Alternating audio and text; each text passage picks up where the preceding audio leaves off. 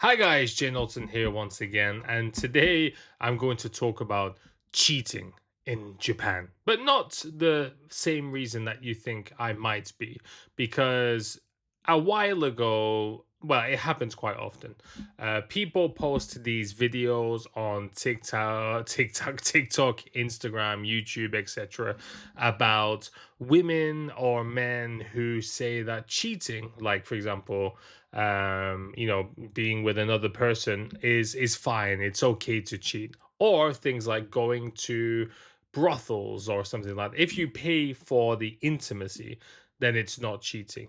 And it always builds these kind of images online that Japanese people love cheating. Japanese people are so easy. Woo, let's go hook up with some Japanese people. They're crazy. Wow, wow, wow. But interestingly, I found this news article on Yahoo News, which is about Japanese people consider just messaging people on SNS to be a form of cheating. Now, this is a Japanese news article. I'll just make sure that's clear.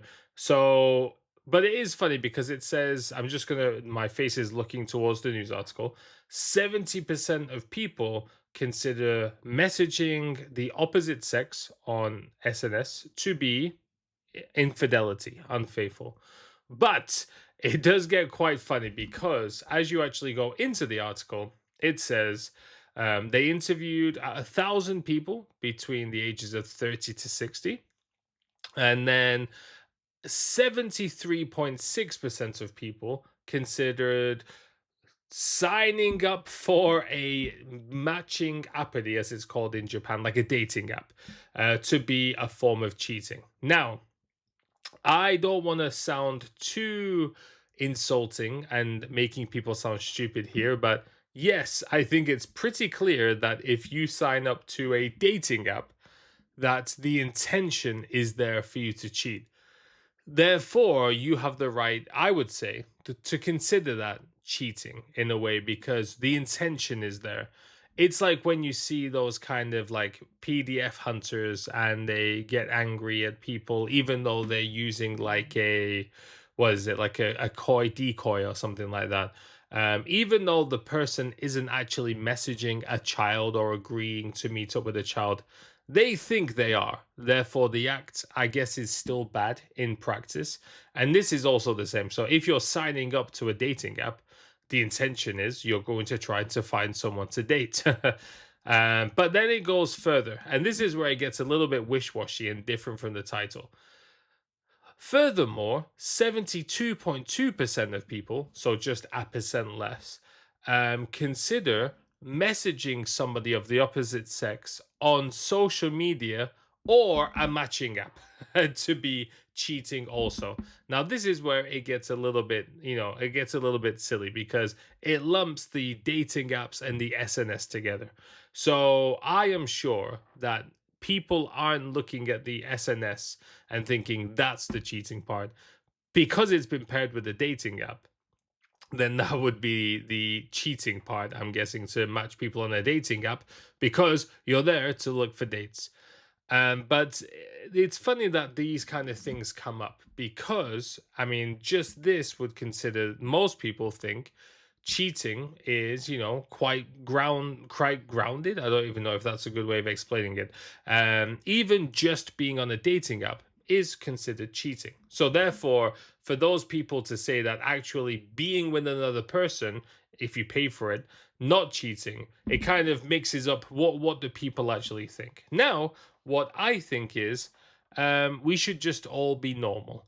Let's just be nice to our partners. Let's be faithful.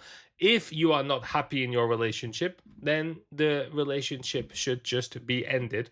If you're in a marriage with children and you're not happy in that relationship, then it's obviously a lot more complicated. But I don't think finding another person to engage with intimacy with is the answer to that because you're just going to mess up your life a lot more. And the thing is, when people see these videos of Japanese people talking about this, you kind of get the impression, or not everybody, but some people get the impression that Japanese people love cheating. Now, I do have some personal anecdotes, and one of those personal anecdotes is that I have met quite a lot of Japanese married people who have cheated or do cheat. When I lived in Gunma, there was a guy that I used to go drinking with, and he used to always be talking to girls and getting their line messages and joke about hooking up. I don't know if he ever actually did, but him and his friends who were all married used to always be just messaging lots of people. Now, of course, I don't know if he actually did. However, I do know quite a few people who have actually cheated on their partners, all Japanese. I don't know if I actually know any Westerners who have, but there probably are a lot of them. Um, I don't really know if that's a high number, the what they've experienced. At least three married people cheating on their partners. I don't know if that's high compared to other countries, because to be honest, most of my friends in England, both just when I grow up, from where I grow up, or university and stuff like that, most of them aren't married, but they do have long-term partners. And just knowing them, I don't think they are. However, I don't know what everyone's doing deep down. When you do see these videos about Japan and cheating or stuff, I would say just ignore it. Don't take it as serious. Remember, when you see social media, things that get shown to you are the things that people want to show you.